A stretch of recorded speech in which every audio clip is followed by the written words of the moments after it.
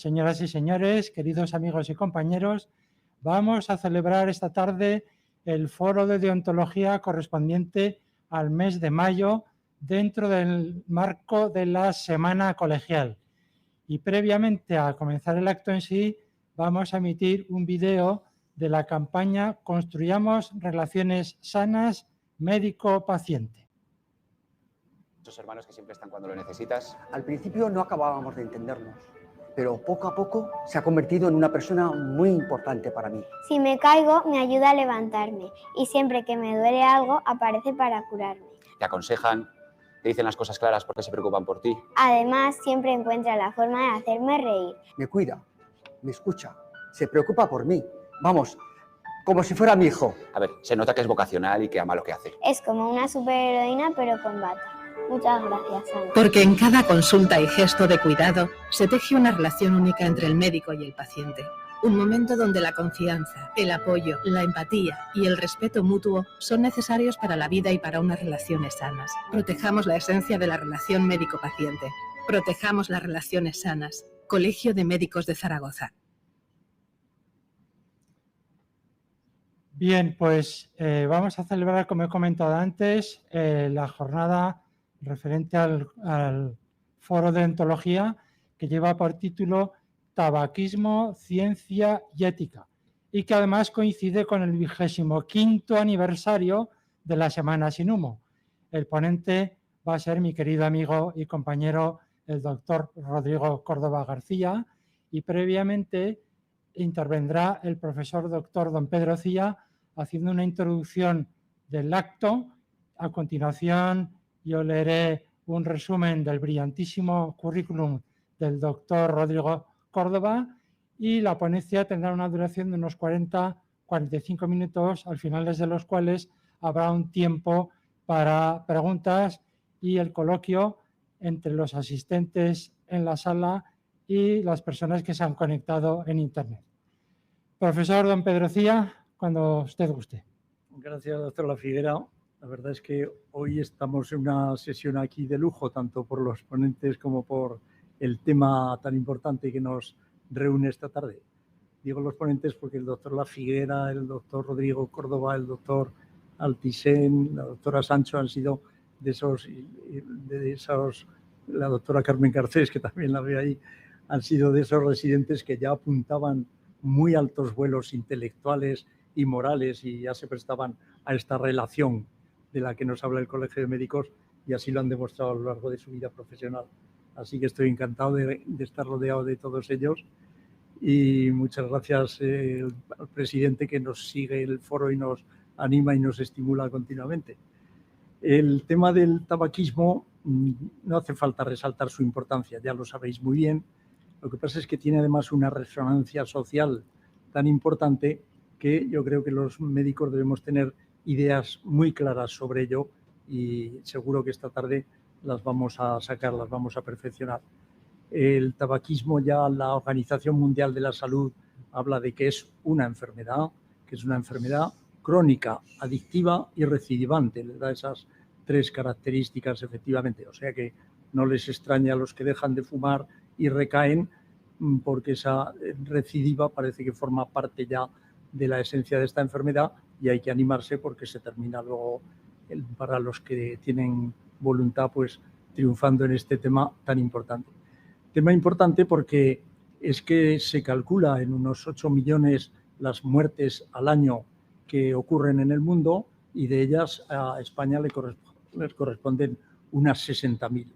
A pesar de eso, y según decía el barómetro de la Comisión Europea, pues de los 9 o 10 millones que hay en España de fumadores, resulta que unos 3 millones nunca se han planteado el dejar de fumar, otros 3 no lo intentan y luego ya viene pues el grupo de los que están en esa batalla con el tabaco. Es cierto, decía yo, que hay una resonancia importante social porque está esta enfermedad pues en esos límites en que, como todas las enfermedades, afecta a la integridad de la persona, a la integridad somatopsíquica, al entorno social y interviene en ella mucho, pues como sabéis muy bien, la voluntad de encauzarlo adecuadamente este hábito o no hacer nada por él.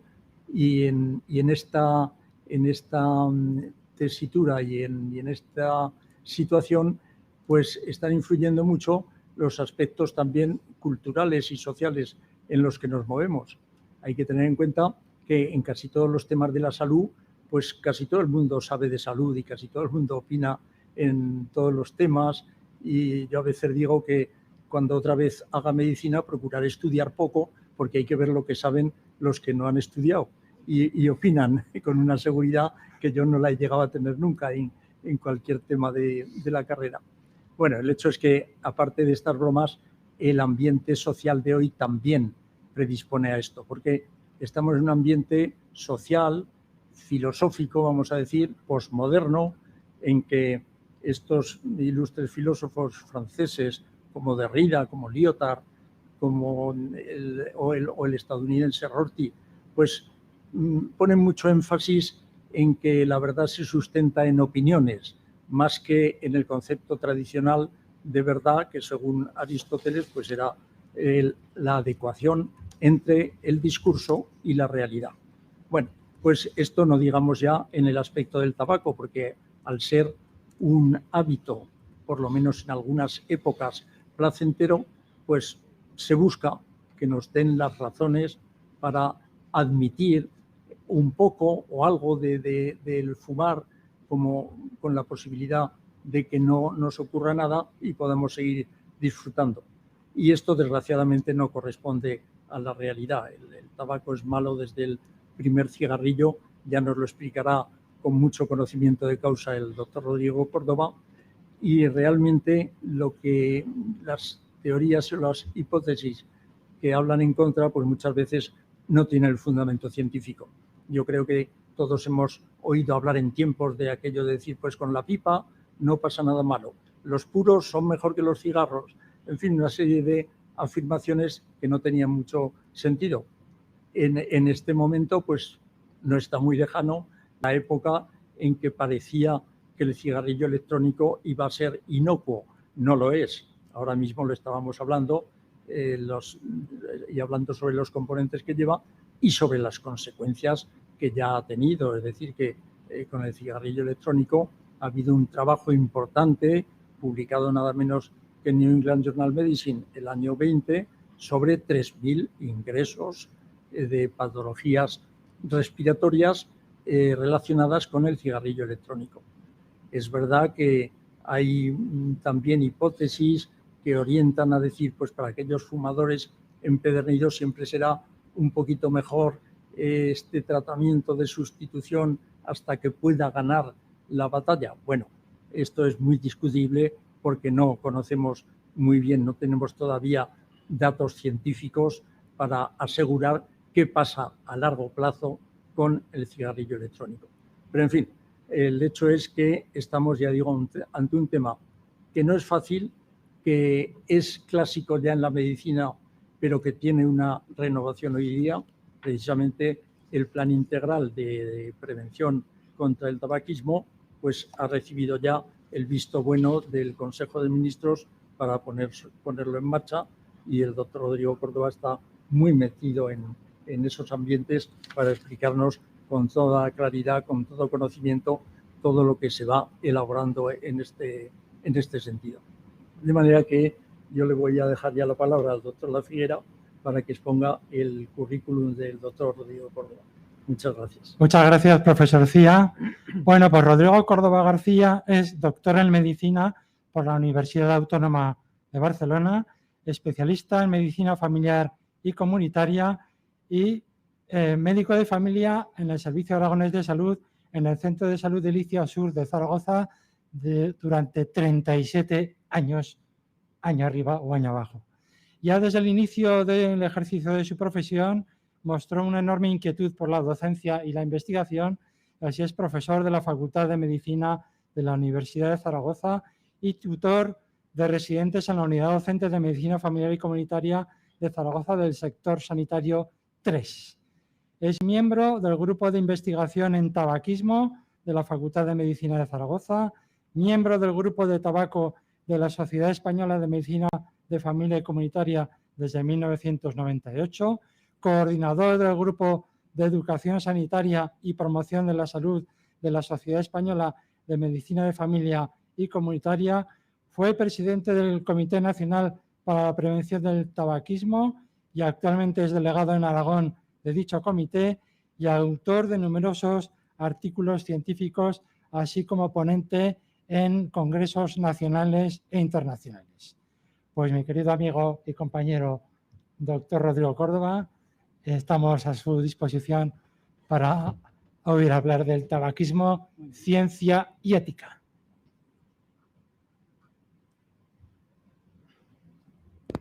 Bueno, pues muchas gracias al Colegio de Médicos de Zaragoza por esta iniciativa, esta invitación, y agradecer a mi gran amigo y compañero Enrique de la Figuera sus amables palabras y a mi admirado profesor Cía, que fue mi director de tesis, por cierto, toda la trayectoria que ha tenido y la colaboración que ha tenido con sus numerosos alumnos a lo largo de los años.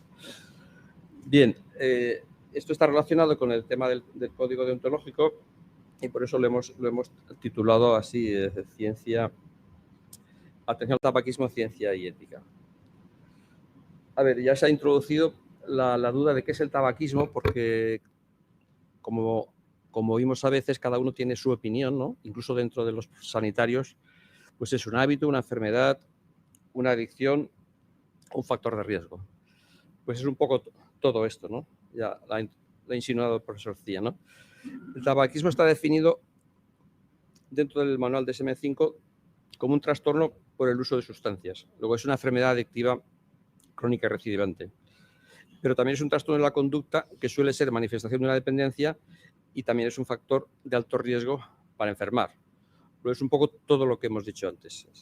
Enfermedad, un hábito, una adicción y un factor de riesgo. No voy a aburrirles con las enfermedades de tabaco, pero hay que hacer un pequeño recordatorio sobre sus múltiples problemas de salud. Por ejemplo, el 85% de los cánceres de pulmón, laringe y orofaringe se atribuyen al tabaco. Es decir, si no hubiera tabaco, el 85% de estos cánceres no los tendríamos.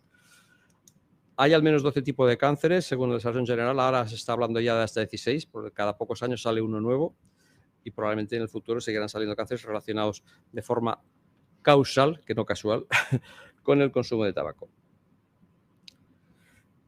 A nivel cardiovascular, pues está muy vinculado a cardiopatía isquémica, hipertensión maligna, accidentes cerebrovasculares de todo tipo, trombosis, tromboembolismo pulmonar, enfermedad arterial periférica. Y de hecho el tabaquismo explica el 27% de los infartos y el 21% de los ictus. La relación tabaco-ictus aún es más intensa que la relación tabaco-infarto. Y de hecho se han visto ictus relacionados con tabaco en mujeres relativamente jóvenes, de poco más de 40 años. A nivel respiratorio, ya hemos dicho de los cánceres de laringe, pulmón y bronquios, la bronquitis crónica y el enfisema. Al tabaco se le atribuyen más del 90% de los casos de EPOC y también una relación clara con las infecciones respiratorias severas. Y luego hay toda una serie de problemas de salud de prácticamente todos los aparatos y sistemas. Tenemos gastritis, ulcos gástrico, disfunción eréctil, menopausia precoz, se adelanta varios años la menopausia en las grandes fumadoras, problemas con el embarazo y en el parto, desestabilización de trastornos psiquiátricos, problemas de la piel y un largo etcétera. Por eso se dice que prácticamente afecta a todos los órganos y sistemas. Como consecuencia de todo esto, ven que así he sido breve a recordar las patologías del tabaco. Lo importante es que 1 de cada 2 fumadores morirá por causas relacionadas con el tabaco, si no dejan de fumar. Y que el tabaco reduce una media de 14 años de vida a los fumadores. Hay estudios que hablan de 10 años, otros de 14. En todo caso, es mucho tiempo de vida perdido. Pero lo importante es que 1/3 de estas muertes prematuras ocurren antes de los 65 años en edades productivas de la vida. Es muy importante tener en cuenta las dificultades que tienen las personas que fuman para dejarlo, porque tienen una adicción triple: física, biológica y social. O sea, física, psicológica y social. Y dentro de la psicológica podríamos hablar también de la dependencia la adicción gestual, de la dependencia gestual, ¿no? Del gesto.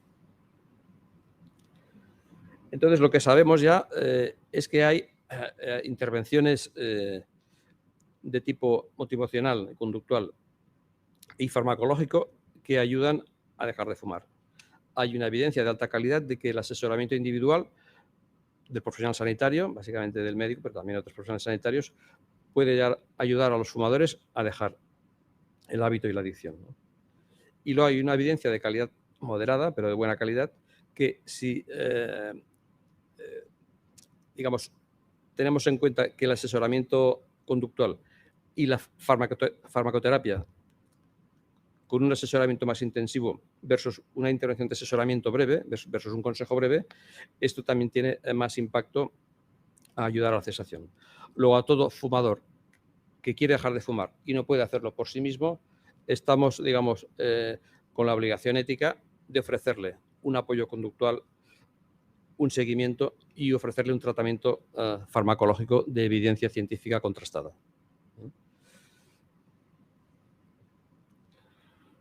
Tenemos tratamientos efectivos que están ya contrastados. Tenemos, por supuesto, el consejo breve dentro de las intervenciones no farmacológicas. Eso tiene una evidencia importante, un grado de certeza moderada. Los parches de nicotina tienen un alto grado de certeza. El spray oral de nicotina, como tiene menos estudios, tiene una certeza más baja. El bupropion, la variniclina y recientemente citisiniclina, que aunque hay pocos estudios, y el grado de certeza es baja porque hay pocos estudios y que tenemos suficiente evidencia, de hecho no solamente está comercializado, sino que financiado. Ahora mismo tenemos financiado citisiniclina, variniclina y bupropion.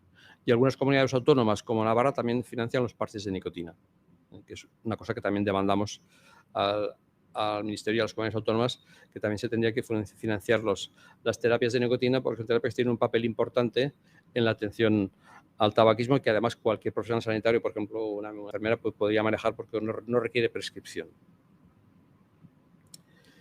Entonces, como sanitarios, como profesionales sanitarios, como médicos, no podemos mirar a otro lado ante un paciente que fuma y estamos obligados a intervenir, a averiguar en qué fase, cuál es la actitud del paciente respecto a la idea de dejar de fumar e intentar ajustar nuestra intervención a cuál es el grado de preparación a la actitud que tiene respecto a la idea de dejar de fumar, porque es bueno recordar que dejar de fumar es un proceso, no es un asunto de blanco o negro, de sí o no, dicotómico, sino que es un proceso que por término medio dura unos 7 años, eso se ha estudiado, y requiere de 3 a 5 intentos. Luego, porque un paciente no deje de fumar una vez o 2 o 3, no hay que tirar la toalla, hay que seguir intentando ayudarle y plantearle que se piense en una nueva fecha para hacer un nuevo intento. Yo he conocido personas que desde que se plantearon dejar de fumar hasta que lo consiguieron definitivamente, transcurrieron 15 años.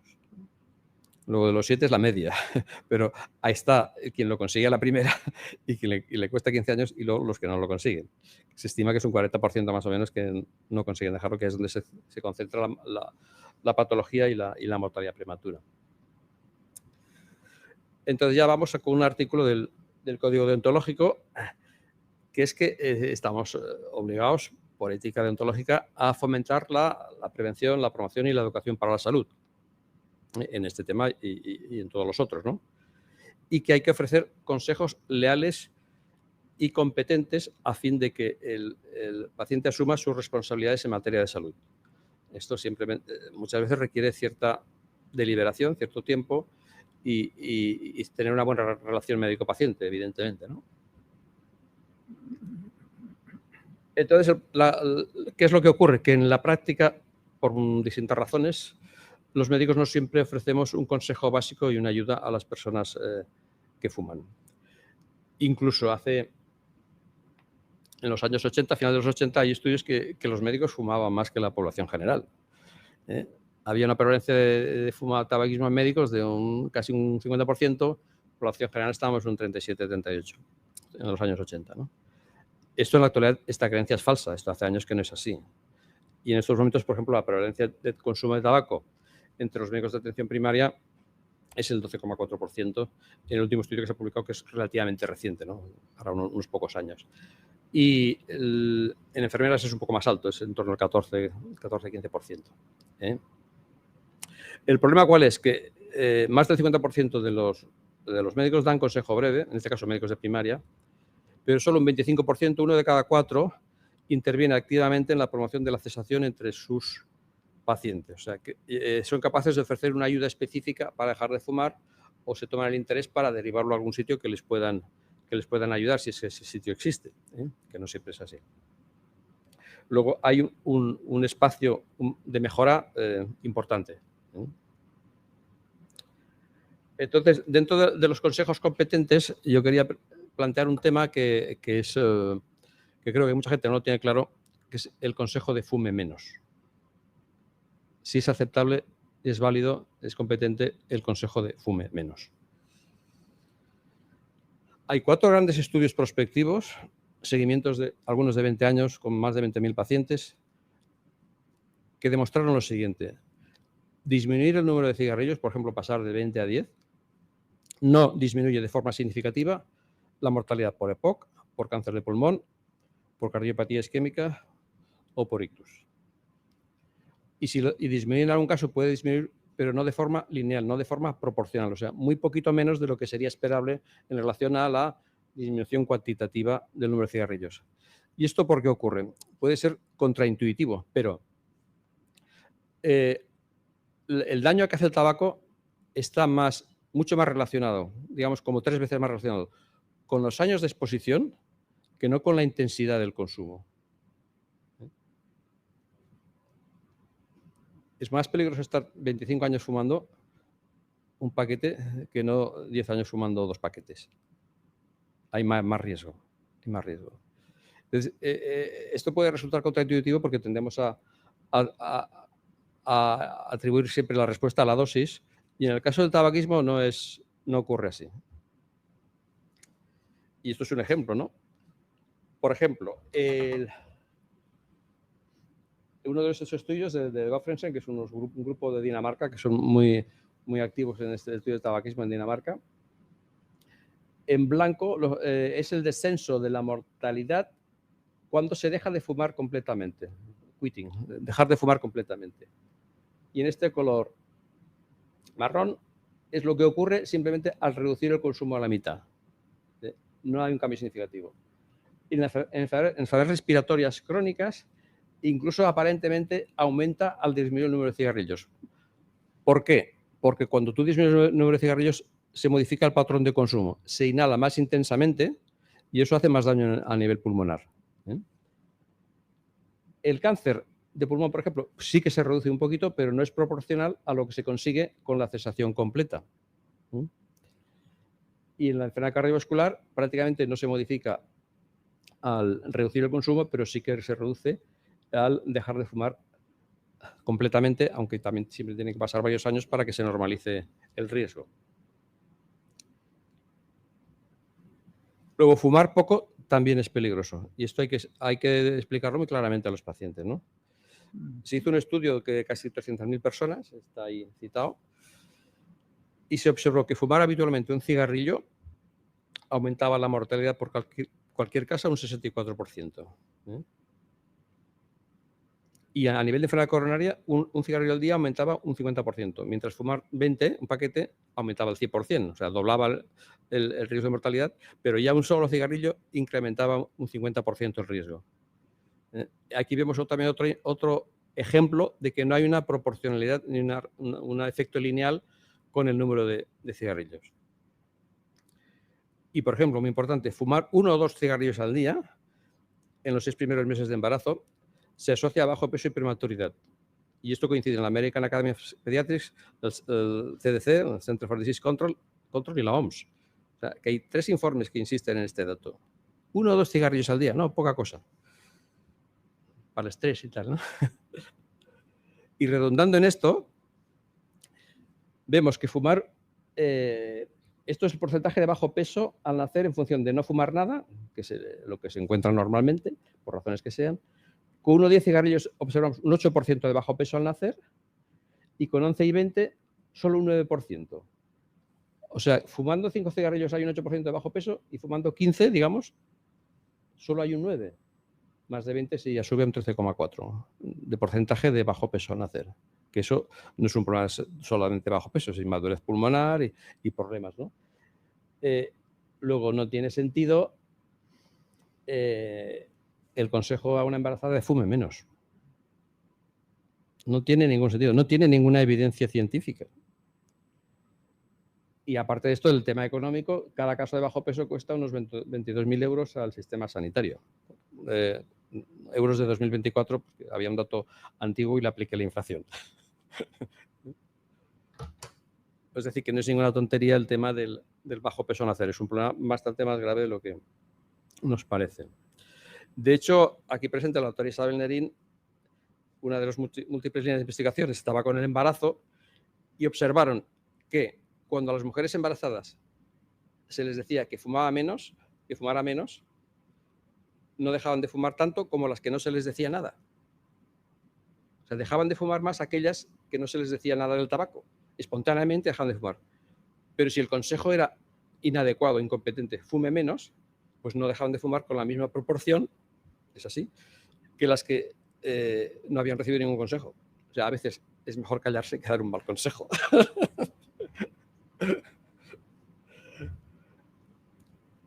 Bien, vamos a hablar un poquito de la autonomía versus beneficencia, ¿no? Pues sobre las falsas soluciones basadas a veces en creencias, en marketing o en lo que hace el vecino, el cuñado o la vecina, sobre soluciones falsas, digamos, sistemas milagro para dejar de fumar, que no tienen ninguna evidencia científica, y tenemos la laserterapia, la acupuntura, la homeopatía, por ejemplo, ¿no? En algunos casos la laserterapia ni siquiera se ha estudiado porque la gente tampoco se lo toma en serio. A nivel científico no se ha considerado, pero por una acupuntura con homeopatía sí que hay estudios científicos controlados con grupo control para ver si esto funcionaba o no. Y se ha descartado que tanto acupuntura como homeopatía funcionen en el tabaquismo y en general en las adicciones. La acupuntura que se ha probado no ha funcionado, sobre todo a medio y largo plazo. ¿Pero que hay gente que puede haber dejado de fumar con estas técnicas? Por supuesto, y con la curandera de Tudela, y con la hipnosis, y con lo que queráis. Pero eso no significa que tengamos evidencia científica de que eso funciona y que se puedan recomendar de forma proactiva. Entonces, en esta línea, estamos ahí con la discusión de los cigarrillos electrónicos. Si podían ser útiles para la cesación o para la reducción de daños, o se trata de otra falsa solución, de otra estrategia milagro para dejar de fumar. El mundo de los cigarrillos electrónicos es muy complejo. Hay más de 400 marcas de cigarrillos electrónicos, más de 10.000 tipos de líquidos diferentes con sabores de todo tipo, sin entrar en los diseños muchas veces muy infantiles para atraer a los menores de edad. Y entonces los de cuarta generación, se llaman PodMod, son estos de aquí, estos de ahí, son los que se están desarrollando más porque son los que está promocionando más activamente y más agresivamente la industria del tabaco, porque el propietario de esta cuarta generación mayoritario es la industria tabaquera. O sea, la industria del cigarrillo electrónico y la industria tabaquera prácticamente cada vez se van convergiendo en el mismo negocio, que es el negocio de la nicotina. O sea, en documentos antiguos de la industria tabaquera dice: nosotros estamos en el negocio de vender nicotina, una droga adictiva. Literalmente, documentos internos de la industria desclasificados por orden judicial. Y en otro documento dicen, no piensen en el cigarrillo como un instrumento para proporcionar dosis de nicotina. O sea, el negocio es la nicotina, no es el cigarrillo. Por lo tanto, ahora este negocio se está diversificando con multitud de dispositivos de todo tipo, que son recreativos, que no son productos terapéuticos, ¿no? Pero que están ahí intentando darles ese sello de saludable que se le ha dado también al alcohol. Si alguno se lo cree, lo siento mucho, pero el alcohol no es saludable en ninguna dosis. Y incluso al cannabis, ¿no? Porque el cannabis es terapéutico, es saludable para no sé quién, para el cáncer y para el dolor y tal.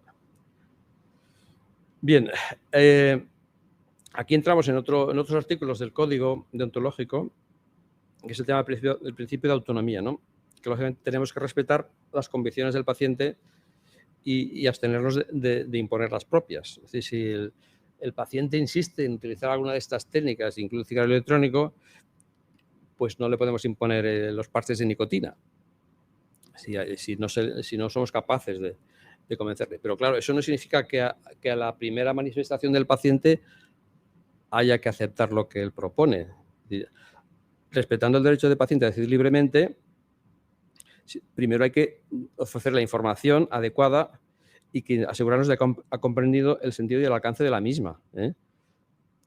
O sea, que habrá que ser muy explícito, decir, bueno, esto, la evidencia científica dice esto, no es recomendable esto porque no le puede ayudar, le puede complicar el futuro de la adicción, etcétera, etcétera, ¿no? Y el problema que estamos teniendo con el tabaco y el vapeo, se ha descrito por estos autores, es la farmacologización de la industria del tabaco y el vapeo. ¿Qué es este concepto de farmacologización? Es importante. Aplicada al tabaco representa la transición real y percibida de la industria tabaquera hacia una industria similar a la farmacéutica a través de la fabricación y venta de tabaco no combustible y productos de nicotina para dejar de fumar y mantener la adicción a la nicotina a largo plazo, sin las pruebas y la supervisión que se requieren de los productos farmacéuticos tradicionales. Esto es la farmacologización del sector de la industria del tabaco y el vapeo, que, bueno, en el caso del Reino Unido es evidente que han conseguido algunos éxitos, porque hay todo un sector de profesionales que han entrado en este discurso de utilizar estos productos como fármacos. Entonces, para que un producto funcione y sea susceptible de ser recomendado proactivamente por un médico, tendría que ser un producto seguro de que no haga un daño efectivo, ¿no? Entonces, ¿por qué los dispositivos estos susceptibles de liberar nicotina, que son los cigarrillos electrónicos y sistemas parecidos, no reducen el daño global? Bien, a nivel pulmonar, los efectos son similares a los del tabaco. El aerosol de cigarrillo electrónico afecta al epitelio nasal y bronquial, causa toxicidad celular, altera proteasas y función de los macrófagos y altera la inmunidad y la movilidad ciliar. De hecho, se ha visto que con el caso de la gripe y el COVID, los fumadores tenían el doble de riesgo de contagiarse de una gripe o de un COVID, ¿no? Por todos estos temas, sobre todo de reducción de la inmunidad y la capacidad defensiva del sistema broncopulmonar, ¿no? Luego, esto en primer lugar. A nivel cardiovascular, es verdad que como no hay combustión, no hay monóxido de carbono, por eso aquí el monóxido de carbono lo hemos suprimido, pero hay tres componentes del aerosol de cigarrillo electrónico que son cardiotóxicos. La nicotina, aumenta frecuencia cardíaca, consumo energético. La acroleína, que es un potente irritante. Y las partículas finas, otras partículas de menos de 2,5 micras, que están relacionadas tanto con la patología cardiovascular como con el cáncer en general, ¿no? Entonces, a nivel cardiovascular, veremos datos de que esto no es para nada seguro. Y luego tenemos otro gran problema, que es el contexto del consumo. Si la población fumadora se trasladara al cigarrillo electrónico sin más, podríamos asumir que podría disminuir su riesgo. Pero el contexto más habitual es el consumo dual.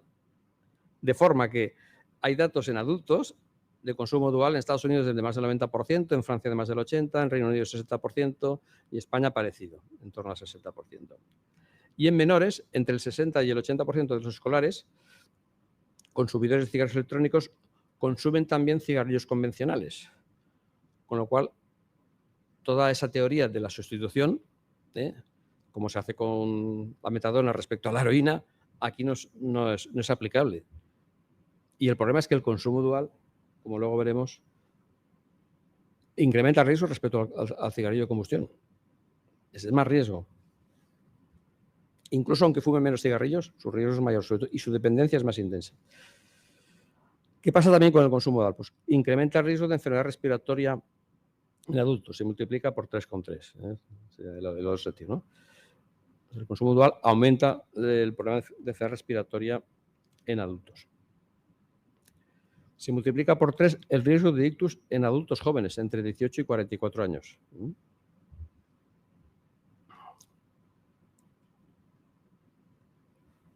Y el riesgo de infarto con consumo dual se multiplica por 4. Pero solo con el cigarrillo electrónico, en este estudio se incrementó un 44%, o sea, el odds ratio 1,44. A ver, ¿qué producto terapéutico aceptaríamos que aumentase el riesgo de infarto un 40%? Aunque sea un 20%. Si consideramos que un fármaco ya empieza a ser bueno, si reduce el infarto un 20%. Si esto ya lo aumenta un 44% o un 20% o un 30%, pues ¿cómo podemos prescribir este producto de forma proactiva? Es absurdo.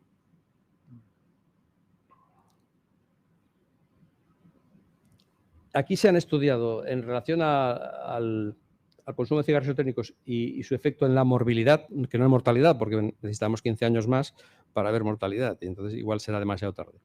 Aquí se ha estudiado morbilidad. 107 estudios, se ha hecho un metaanálisis y se ha estudiado a nivel cardiovascular, ictus, disfunción metabólica, asma, EPOC y enfermedad oral.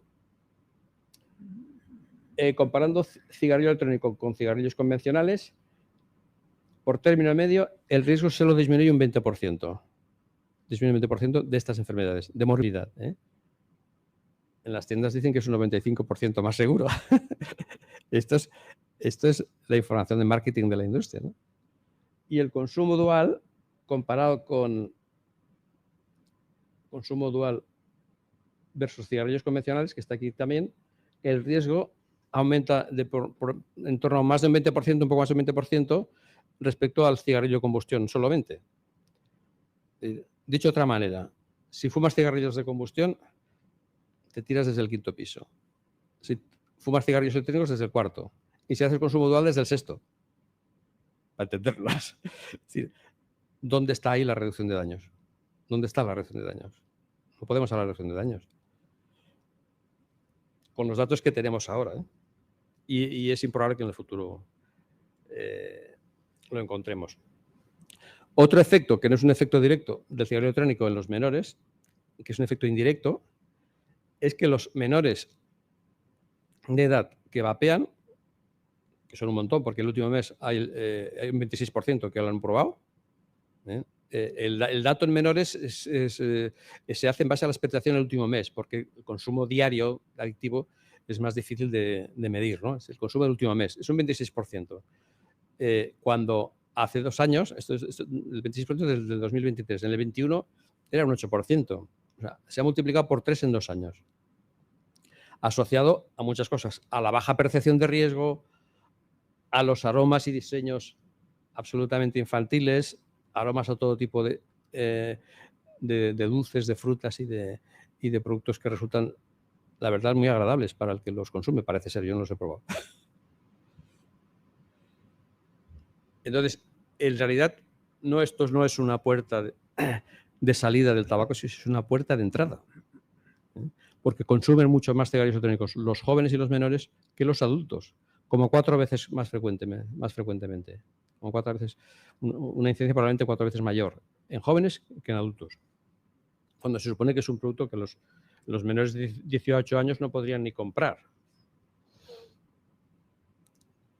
Aquí el dato que decía, ¿no? En 2 años ha pasado del 8% al 26%, entre el año 21 y el 23. Y aquí tenemos la buena noticia, que el porcentaje de menores que fuman cigarrillos de combustión en los últimos 30 años, 25 años, pues ha ido bajando. Arriba en negro es el consumo del último mes y en gris es el consumo diario. Que bueno, que ser adicto a la nicotina ya con 15 años, 16, ya es heavy, ¿no? Pero tenemos un 7,5% cuando hace 20 años teníamos un 23,7%. O sea, 3 veces menos. Pero claro, esto puede producir un repunte de la prevalencia de tabaquismo en jóvenes, en menores, y a la larga en adultos.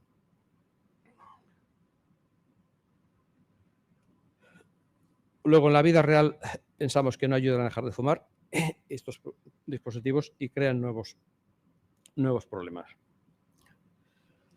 Y aquí entramos en un tema delicado, que es el tema de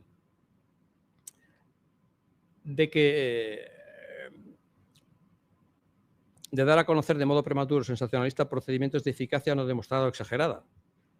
Es que hay colegas en varios países y en el nuestro también que están planteando el tema de la reducción de daños con estos productos de liberación de nicotina, lo cual coincide con la estrategia de marketing de la industria tabaquera. Esto es un tema que hay que cuestionarse. Luego, otro tema es las fuentes de financiación de trabajos que insisten en que ayudan a dejar de fumar. Pues eso habría que mencionarlos, ¿no? Porque si no hay un conflicto de interés actual o futuro cuando se están promocionando esos discursos, ¿no? Y en base a trabajos de investigación, o en base a publicar reportajes, o en base a opiniones, en conferencias, o en cursos, lo que sea, ¿no? Y luego, bueno, el artículo 79.3 plantea que el tema del riesgo de publicidad engañosa o promoción de un producto que no se debería recomendar, ¿no? Entonces, para mí este artículo encaja bastante con lo que se está haciendo en algunos casos con los cigarrillos electrónicos. Veamos, la evidencia de si sirven para dejar de fumar es una evidencia pues muy discutible, ¿no? Hay unos pocos ensayos clínicos controlados con cigarrillos electrónicos para ayudar a dejar de fumar, que algunos autores solo han rescatado estos 3 como estudios de cierta calidad. Puede haber alguno más, hay otro estudio de Hayek posterior y el estudio de los suizos del New England, creo. Y vienen a decir que sí, que pueden ayudar a dejar de fumar. Estaríamos aquí con el fetichismo evidencial, que es sobrevalorar lo que un ensayo clínico controlado puede decirnos. Pero hay gente que dice, bueno, un ensayo clínico controlado, extrapolarlo a la vida real, a lo que ocurre en el conjunto de la sociedad, pues sería como hacer un experimento en una pecera y extrapolarlo a la inmensidad del océano. Cuidado con eso. Es decir, estos estudios que han parecido que encontraban un efecto positivo en la cesación tienen un grado de evidencia consistentemente bajo porque tienen muchos sesgos y tienen conflictos de interés. Y además no es congruente que en los estudios de cohortes y estudios poblacionales, lo que sería el pluralismo evidencial, no se confirma esto. En los estudios de cohortes no hay un efecto de cesación con los cigarrillos electrónicos y hay muchos más estudios de cohortes que ensayos clínicos controlados con mucha más población y esto se asemeja más a la vida real. No hay un efecto en los estudios de cohortes y en los estudios poblacionales. Igual, eso no concuerda. Y luego en Estados Unidos, una especie de cohortes con varias oleadas, se vio que realmente de los que consumían cigarrillos electrónicos, solo un 7% dejó de consumir nicotina. Cerca de un 45% siguieron con el consumo dual y muchos volvieron a consumir solo cigarrillos y dejaron el tabaco, pero no el cigarrillo electrónico en algún caso. En definitiva, que lo que ocurre en la práctica es que se mantiene la adicción a la nicotina con cigarrillos electrónicos. Se retienen a los que se pasan al vapeo en la adicción a la nicotina. Y los que se han pasado del cigarrillo electrónico al vapeo, que son 4, porque hay muy poca gente en esa situación, tienen el doble de probabilidades de recaer en el consumo de cigarrillo convencional que los que simplemente han dejado todo, que es la cesación completa, que es el objetivo que tenemos para reducir realmente el daño.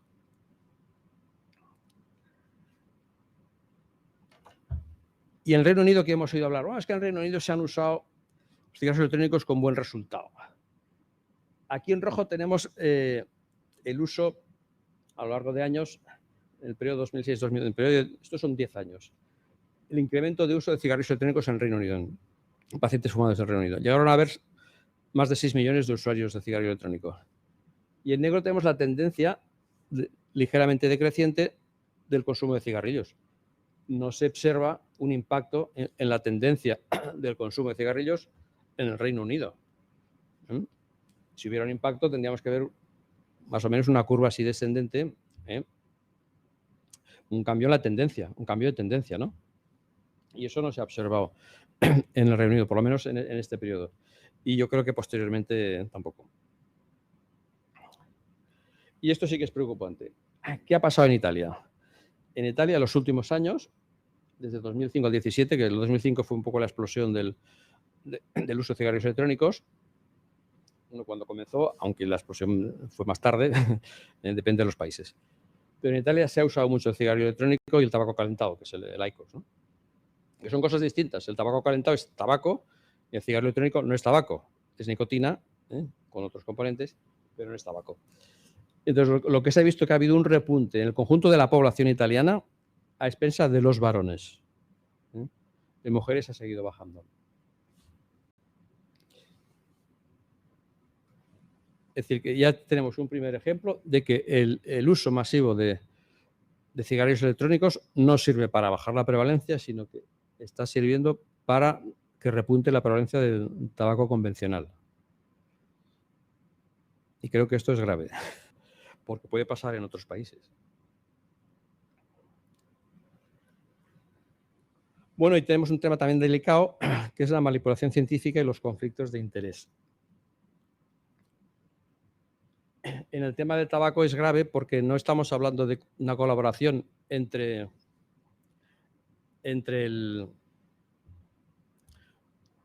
los médicos y la industria farmacéutica, que es una industria que en principio generalmente se ha preocupado por mejorar la salud, sino que estamos hablando de colaboración entre algunos médicos y la industria tabaquera, que es todo lo contrario a alguien que se haya preocupado por la salud, sino más bien es totalmente lo contrario.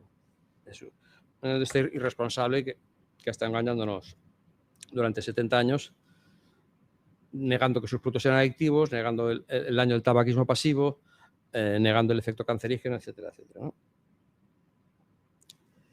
Entonces, aquí tenemos algunos ejemplos que en los últimos años están saliendo en la prensa, ¿no? Que hay colegas que hablan de la reducción de daños, ¿no? Y critican a las administraciones públicas por no tener en cuenta la estrategia de la reducción de daño, que es usar masivamente cigarrillos electrónicos y tabaco calentado, sobre todo cigarrillos electrónicos, ¿no? El término reducción de daños en tabaco es un término que salió a principios de los 2000, entre el 99 y el 2001, y un término que empezó a popularizar la industria del tabaco. No ha salido de la salud pública. Porque para la salud pública, reducir el daño es dejar de fumar, evitar el inicio en los menores y proteger a la población del humo ambiental del tabaco. Eso es reducción de daño. No cambiar un dispositivo de nicotina como es el cigarrillo por otro electrónico que es más fashion y más moderno. Eso no hay evidencia que esto reduzca el daño. La reducción de daño se plantea por ejemplo, con ciertas drogas que tienen una prevalencia relativamente baja con población muy marginal, como es el caso de la heroína.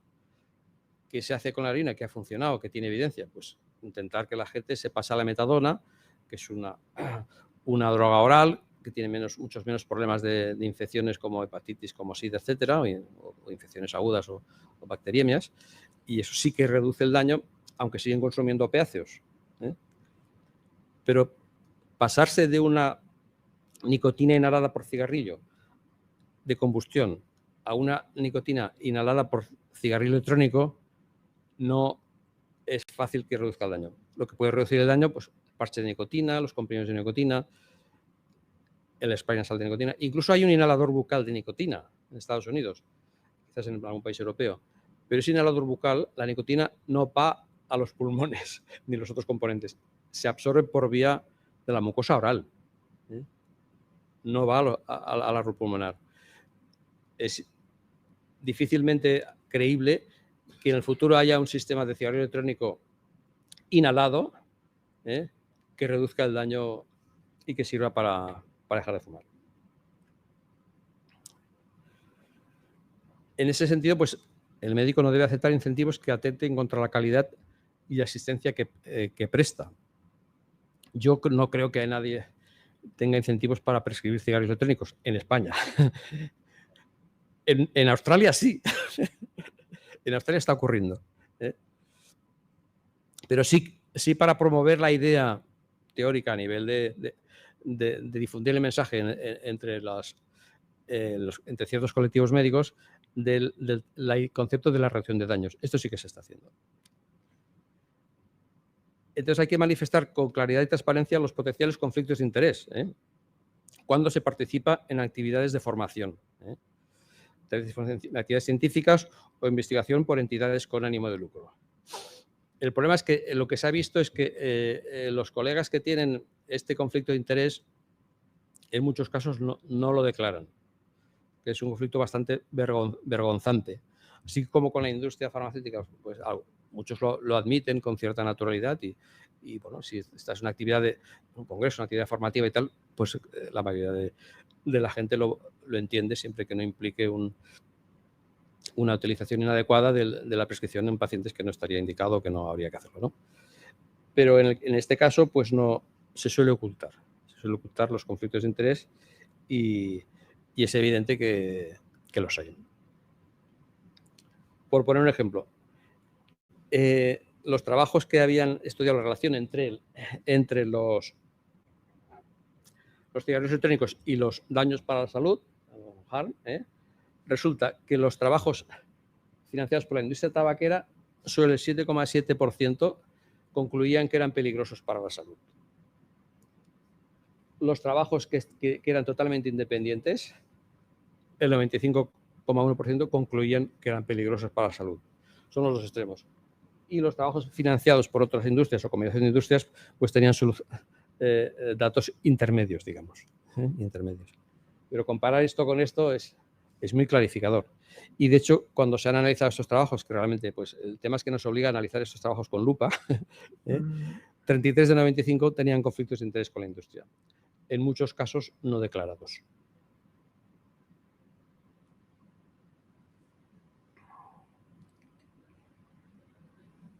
Bien, y llegamos al vértice de la pirámide de la evidencia, que es el ensayo clínico controlado y el metaanálisis de la Cochrane, el famoso de la Cochrane, ¿no? La Cochrane tiene una revisión de cigarrillos electrónicos que lo que ocurre es que pasa un poco como a los periodistas, que no permitas que la realidad te estropee un buen titular. No permitas que la realidad te estropee un buen titular, porque aparentemente la conclusión superficial es que pueden ayudar a dejar de fumar. Pero cuando te lees todo el informe de la Cochrane, aquello es de una debilidad tremenda. Es decir, es más frágil las conclusiones que un paraguas de papel. Es muy frágil las conclusiones. Y aparte, se ha estudiado y hay un 30% de artículos que tienen autores con conflictos de interés. Y los trabajos que tienen conflictos de interés tienen el doble de probabilidades de concluir que ayudan a la cesación. Y lo que es más grave es que los trabajos estos que tienen conflictos de interés son los que tienen altavoces más potentes en la comunidad científica, más que los estudios independientes. Es decir, con lo cual, la difusión de las ideas sobre esto genera toda una serie de dudas en la comunidad médica, salvo los que han estudiado mucho, han estudiado bien el tema y han estudiado por sí mismos, han llegado a unas propias conclusiones por sí mismos después de un estudio bastante arduo de las evidencias científicas y de los estudios y de todo ese tipo de problemas que tienen los trabajos, ¿no? Como alguien dijo de la Cochrane, si tú haces un metaanálisis, una revisión sistemática y le metes basura, pues acabarás sacando basura. Y eso es lo que pasa a veces con algunas revisiones, ¿no?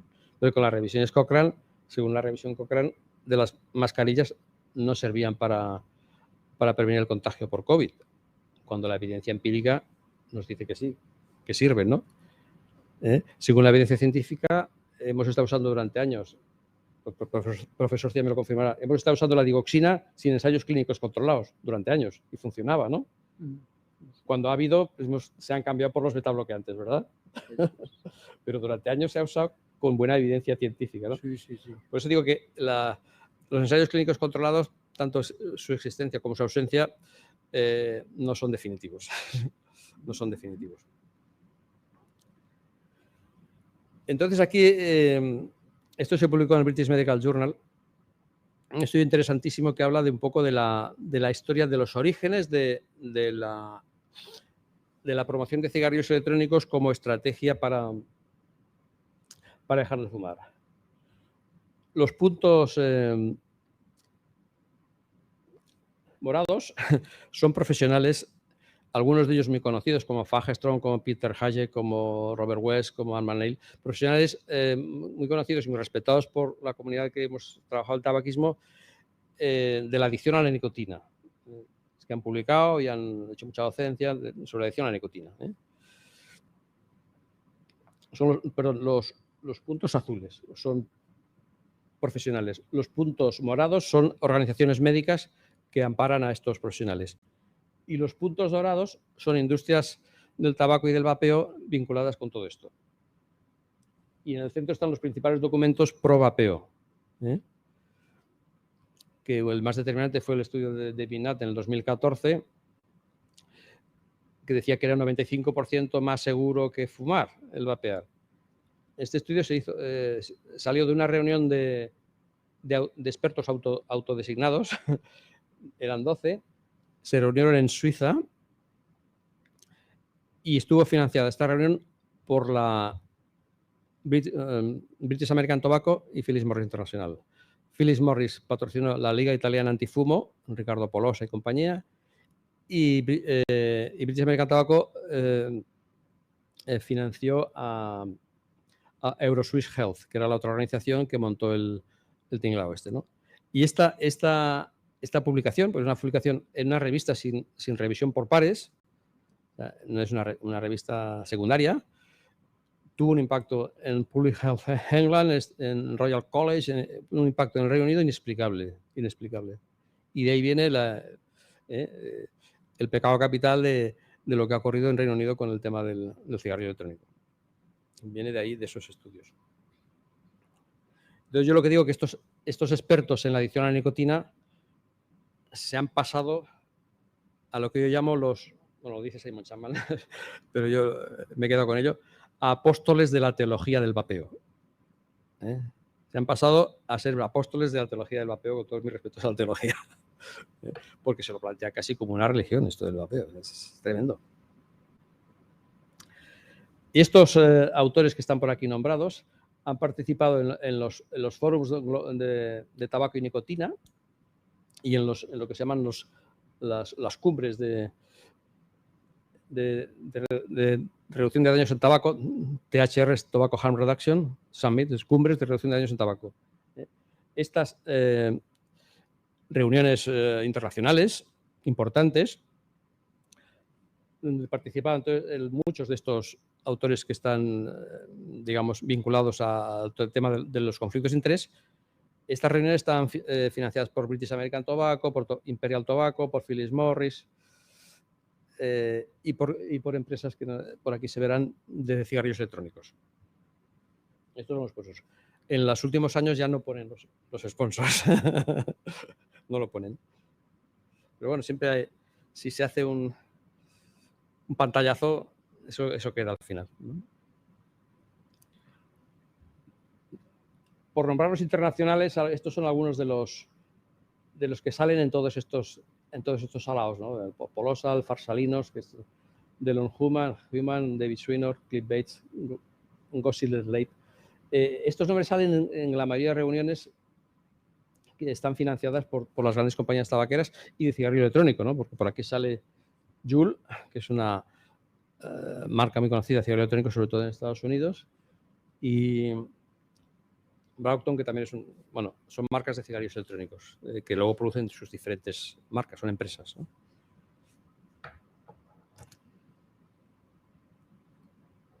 Y hay documentación, ¿no? Por ejemplo, aquí un documento de Ricardo Polosa, que tiene un tinglado montado en la Universidad de Catania. Me suena, Sicilia, mafia, tal, ¿no? Catania está en Sicilia. Donde esto es del 2002, pero hay una recepción de Philip Morris para determinados proyectos de casi $300.000. Y más recientemente, el 17, recibió casi 1 millón de euros de Philip Morris Internacional por un estudio comparando el tabaco calentado con los cigarrillos electrónicos.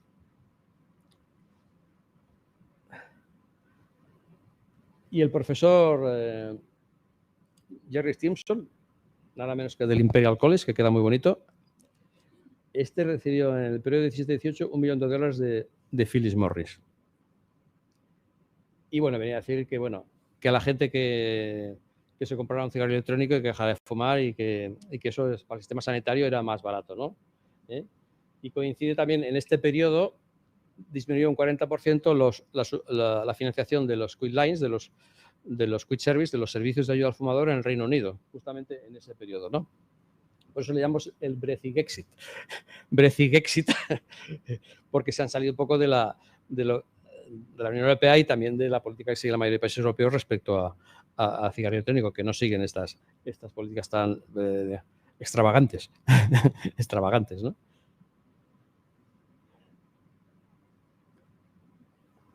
Bueno, y del Reino Unido también podríamos decir que Margaret Thatcher fue lobista de Philip Morris. Recibió durante unos años $500.000 anuales y celebró sus 72 cumpleaños en Washington, en Estados Unidos, una cantidad con 800 invitados, una cosa bárbara, ¿no? Margaret Thatcher. Y Kenneth Clark, que era un ministro de ella, ministro de Exteriores, también fue directivo de British American Tobacco y fue un lobista, mientras era político, lobista de Philip Morris International. Podríamos decir más nombres. Bien, y en España el pecado lo tenemos con la plataforma de reducción de daños, que es una docena de profesionales, la mayoría médicos, también hay algún de otra profesión, me parece que hay algún químico y tal, pero la mayoría son médicos. Médicos que jamás, menos 1 o 2, se habían dedicado al tabaquismo durante los últimos 20 años y de repente montan una plataforma y empiezan a hablar de reducción de daños, de reducción de daños, de reducción de daños. Pues la plataforma esta se financió, y lo reconocen ellos en su página web, que ya ha desaparecido esta información, se financió con la Asociación de Usuarios de Vaporizadores Personales, ANSVAP. ANSVAP es una asociación relacionada con el vapeo, pero que ellos dicen que representa a usuarios, en realidad representa a los comerciales, a las tiendas del vapeo, los comerciales, los distribuidores de todo el tema del vapeo. La industria siempre utiliza organizaciones pantallas porque no se atreven a dar la cara directamente. Utilizan organizaciones pantallas para esto, ¿no? Entonces, aquí la propia plataforma admite que ANSVAP les transfirió fondos a ellos, ¿no? La presidenta de ANSVAP es la vicepresidenta de INCO, que es la International Network of Nicotine Consumers Organization. Es el equivalente internacional de ANSVAP. La presidenta de ANSVAP es vicepresidenta y miembro del board de INCO, ¿no? Y sí que tenemos datos de transferencia de Philip Morris a través de la Fundación Smoke Free World, importantes a INCO, ¿no? Nos falta aquí el dato de la transferencia de INCO a ANSVAP, pero es fácilmente presumible, ¿no? Hablamos de presunta financiación. Pero vamos, la convicción intelectual es que esta plataforma y otras organizaciones parecidas que pululan por ahí están financiadas de origen por Philip Morris. Pero la industria tabaquera siempre hace estas financiaciones a través de sistemas de carambola, de juego de billar, carambola de billar, ¿no? A 3 bandas, jugadas a 3 bandas. Nunca financian directamente a una organización, menos a una organización de tipo médico o sanitario.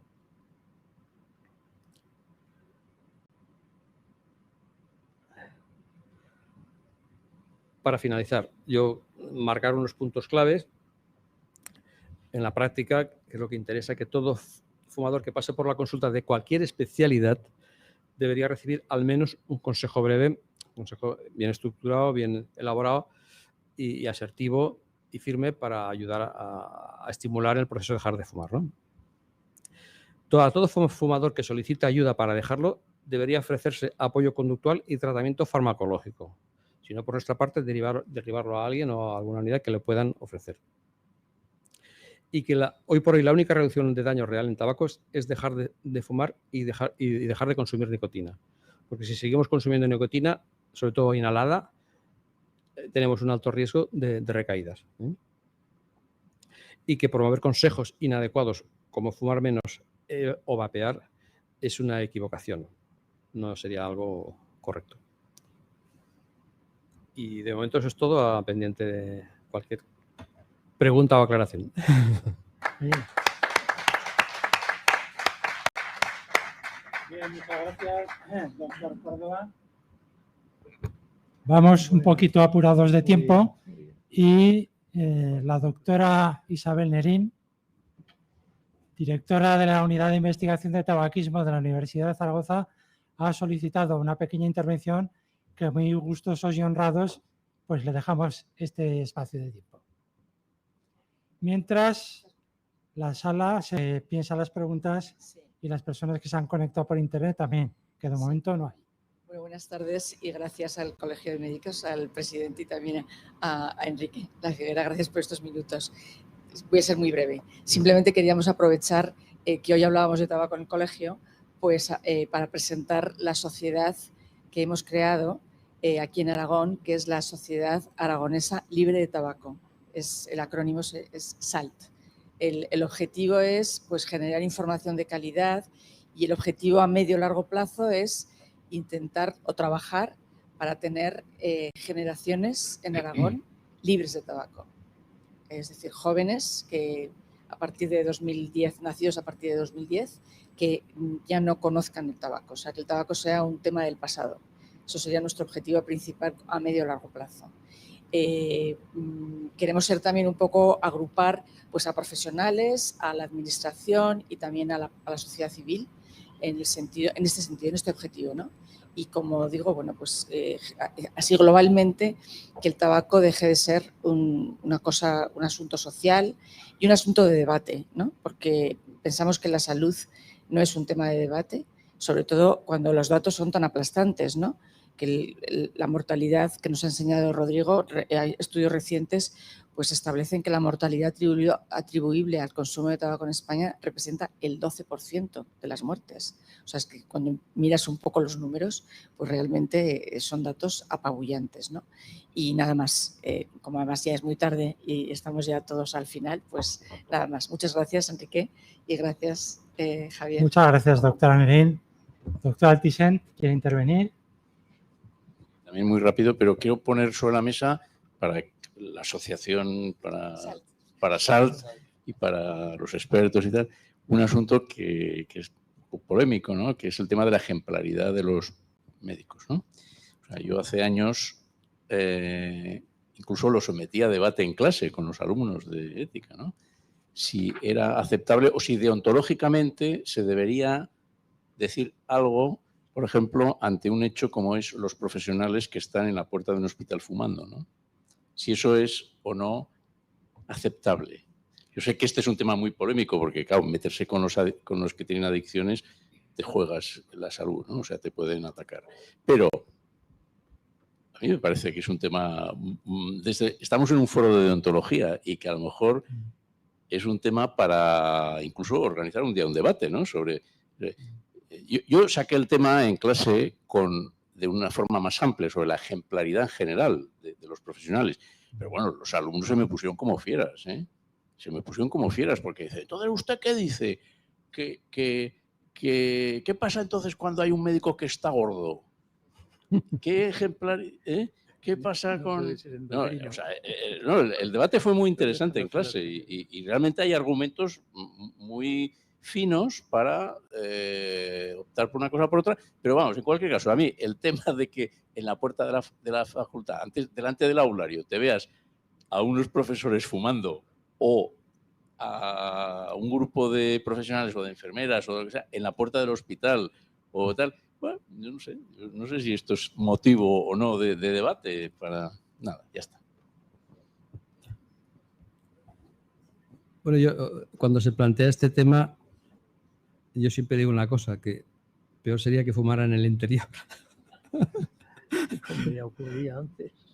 Como ocurría antes, es decir, es todo relativo. Yo creo que la adicción es irracional y entonces el adicto no es capaz de racionalizar cuál sería su obligación ejemplarizante en ese momento, ¿no? Sino que quiere satisfacer su deseo de consumir nicotina y tampoco se plantea muchos más problemas salvo el salir a la calle, ¿no? Claro, exigir un nivel de ejemplaridad en todos los niveles a los médicos yo creo que es complicado, ¿no? Pero habría que tender a un poquito eso, por lo menos delante de la gente, ¿no? Delante de la gente. Y luego en el ámbito privado, cuando no te vea nadie, haz lo que quieras, ¿no? Pero delante de la gente habría que tener más cuidado. Estoy de acuerdo. Muchas gracias. En el chat de momento no hay preguntas, solo hay enhorabuenas y felicitaciones. Doctora Antoñazas. Muchas gracias. Quería preguntar al doctor Córdoba, querido amigo y compañero, estos proyectos o propuestas que pueden ser legislativas novedosas que en el seno de la Unión Europea creo es exactamente, no sé si en algún país, tú lo sabrás mejor que yo, de la propuesta que con lo que estaba ahora comentando Isabel, de a partir de una determinada edad de los nacidos a partir de, o sea, nacidos desde 2010 en adelante, el tema de prohibición, o sea, el tema de que no puedan comprar tabaco en los establecimientos o incluso el vapeo. Creo que la prohibición se quería plantear a nivel de todo el tema del consumo de nicotina, creo, pero me podrías un poquito ampliar y ver qué te parece esto, y hablando en un foro deontológico también, con el tema de prohibición, ¿no? Que es un tema un poco fuerte y que suena pues a lo de la ley seca y todas estas cosas. A mí me parece bien, a ver, a priori, pero bueno, ahí tenemos que ver cómo la sociedad llevamos a cabo luego este tipo de medidas, ¿no? A ver, nosotros a los que estamos más en el tema del tabaquismo, hay dos palabras que no nos gustan. Una es antitabaco y la otra es prohibición. Porque generan siempre cierto rechazo, ¿no? Sobre todo en sectores más jóvenes o en los propios fumadores. Si le llamas antitabaco parece que le estás diciendo antifumador, ¿no? Ellos muchas veces lo interpretan, lo personalizan. El antitabaco no, es antifumador, no sé qué. Entonces, hay como 15 países que se han planteado lo del endgame, que es a partir de una determinada fecha las nuevas generaciones que no puedan comprar tabaco, que eso sabemos que no tendría un impacto del 100%, pero sí que limitaría que esas generaciones adquiriesen el tabaco si lo tienen explícitamente prohibido, ¿no? Y eso es menos malo, esa prohibición gradual, que una prohibición radical que sería inviable. Quizás los que se han planteado el endgame, que yo lo comparto, por supuesto, claro, y lo defiendo, es porque hemos analizado de que la industria siempre va un paso por delante, y cualquier medida que proponemos y que se implementa siempre llega tarde y siempre te aparecen con otra historia, con otro producto o con otra estrategia comercial para fastidiar lo que se ha legislado o regulado o lo que sea, ¿no? Entonces, mucha gente piensa que la única manera de acabar con la epidemia es con una prohibición gradual de las nuevas generaciones para conseguir nuevas generaciones sin humo. Aunque algunos países como Australia prácticamente lo está consiguiendo, tienen una prevalencia de tabaquismo en menores de 5 o 6%, muy bajita en Australia, y no han llegado a implementar esto. Y el país que lo había ya aprobado era Nueva Zelanda, pues ha habido una interrupción por un cambio de gobierno, pero estaba ya aprobado y a punto de ponerse en marcha Nueva Zelanda. Pero digo, hay como 15 países que lo tienen esto previsto en los próximos años. Es complicado porque, sabemos que es complicado así entre nosotros porque los derechos constitucionales cuando eres mayor de edad a comprar tabaco o lo que quieras, pues sería un problema, ¿no? Pero siempre hay que decir que la salud es un bien supremo por encima de otras consideraciones, ¿no? Y ese rango de prioridad siempre se podría imponer. Profesor Cía. Bueno, primero felicitarte, Rodrigo, como siempre, porque conoces muy bien el tema y nos has aclarado y confirmado muchas cosas. Y dos cuestiones. Una, no sé si nos podías ilustrar un poquito más también sobre las repercusiones económicas del tema. Tú escribiste el 8 de mayo un artículo en Heraldo que era muy ilustrativo y uno de los párrafos que ponías allí que me pareció muy demostrativo, es decir, por cada euro que el Estado parece que se enriquece con esto de la industria del tabaco, resulta que perdemos 3 euros en los gastos sanitarios y sociales consecuencias del tabaquismo. Sí. Y luego te haré otra... Bueno, y otra segunda cuestión era, en Suecia también es un sitio donde se ha conseguido unos resultados muy buenos, al parecer con esas bolsitas de celulosa que ellos se ponen entre la encía y el labio, que también tiene sus pegas y sus efectos secundarios ahí en la boca. Esto no está autorizado, me parece, en el resto de la Unión Europea. ¿Y por qué? Bueno, pues contesta lo que... A ver, una de los mitos del tabaco es que el Estado se hace rico con los impuestos del tabaco. Y esto es un mito porque, vamos a ver, en España se ingresa por impuesto del tabaco unos 9.000 millones de euros al año. O sea, que Hacienda ingresa 9.000 millones de euros al año, o algo menos. Hay estudios económicos hechos por economistas muy competentes que han llegado a la conclusión que los gastos sanitarios y sociales relacionados con el consumo de tabaco tienden a doblar esta cantidad y se hablan de 16.000 millones de euros al año. O sea, el doble de lo que se ingresa por eso. Otros estiman que esto puede ser el triple, ¿no? Porque en general los gastos por el sanitarios y sociales por el tabaco pueden estar infraestimados, ¿no? O sea, que hay más de los que hay. Porque vamos a ver, tenemos todos los gastos por enfermedad. Eso es un montón. Se estima que eso ya son unos 8.000 millones. Eso solo ya compensaría los ingresos por impuestos. Pero luego está todo el gasto por bajas laborales. Los fumadores tienen un 30% más de bajas laborales. Y eso tenemos estudios aquí en España que nos confirman lo que ya se ha observado en otros países, ¿no? Y la baja laboral, ¿qué conlleva? Aparte de que hay que pagarla a la gente que está de baja, pérdida de productividad. Pérdida de ingresos económicos para las empresas y para la sociedad. Todo ese conjunto de gastos pues supone entre 2 y 3 veces más que lo que se ingresa por impuestos, con lo cual ese mito de que el Estado se enriquece con los impuestos es falso. Es un mal negocio para los fumadores y para el Estado, el tabaco. Es un mal negocio. Y de hecho el Banco Mundial, que no es una institución cualquiera, no es la Ibercaja de aquí al lado, hizo la estimación de que si desapareciera el consumo de tabaco de todo el mundo, el PIB mundial no solamente no disminuiría, sino que aumentaría ligeramente. El Producto Interior Bruto a nivel mundial. O sea, que no pasaría nada si el negocio de tabaco se reconvirtiera a otra cosa, como ha pasado con la siderurgia, con el textil, con la minería. Tantos sectores se han tenido que reconvertir en este país que por uno más tampoco nos íbamos a hundir en la miseria.